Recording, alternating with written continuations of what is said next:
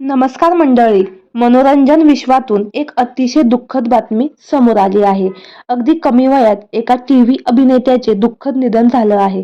चला आता जाणून घेऊ काय आहे संपूर्ण माहिती. रियालिटी शो आणि फिटनेस इंडस्ट्रीमधून घराघरात जाऊन पोहोचलेला अभिनेता मयंक पवार याचं काल दुःखद निधन झालं आहे. MTV स्प्लिट्सविला सीझन 7 मधील सर्वात लोकप्रिय स्पर्धकांपैकी मयंक पवार हा एक होता. वयाच्या 37व्या वर्षी त्याने अखेरचा श्वास घेतला आहे. त्याच्या निधनामुळे चाहत्यांमध्ये दुःखाचे वातावरण निर्माण झाले आहे. कारण तो फक्त एक टीव्ही अभिनेता नव्हता, तर तो एक फिटनेस जगात देखील त्याचं एक मोठं नाव होतं. त्याने 7 वेळा मिस्टर इंडिया हा किताब जिंकला होता.